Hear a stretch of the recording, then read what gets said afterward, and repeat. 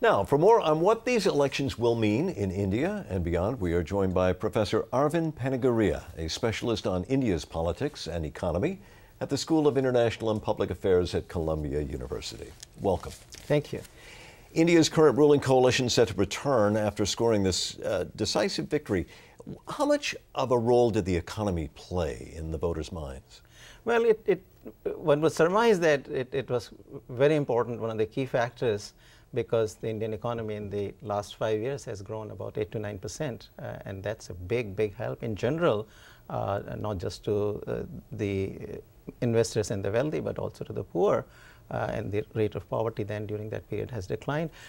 Moreover, I think very importantly, agriculture has done extremely well in the last 4 to 5 years, and that means a lot of farmers, a lot of people have been helped, and that certainly plays out. So people were feeling good economically, despite the downturn that we've gone through, but they thought that this government should move forward and keep doing what they're doing. Yes, certainly that was the case, and people also felt that the government was being actually hamstrung by the left parties that were always in the way to pass further reforms, and as a result, I think this time actually the electorate has also voted out the left in a big way. They've been reduced from something like 60 seats in the parliament to only 25.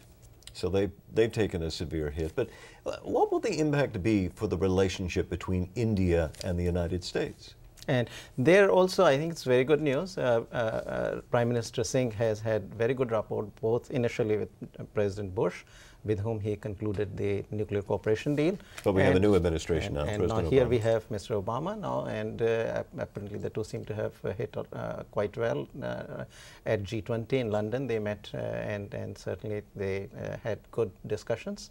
And President Obama himself here has reacted very favorably and very positively to Mr. Singh's return. So I think, in any case, all the other pieces of why US and India have to now start coming closer and closer are in place as well. So I think all in all, this is good news. And as far as the relationship now between India and Pakistan, how is that going to be impacted by this election? Right. Now, again, here Mr. Singh is himself a bit mild-mannered. He has had generally good relationships with Pakistan, but above all, he himself being quote-unquote minority has a good chance of being taken in good faith by the Pakistani side. So if there is actually a move on the side of Pakistan to normalize relations, and also to eventually within a 5-year period, it's a long period, so one can actually think in terms of a solution to the Kashmir problem as well, I think this is really the best time. Professor Panagariya, thank you very much for joining us. My pleasure. Thank you.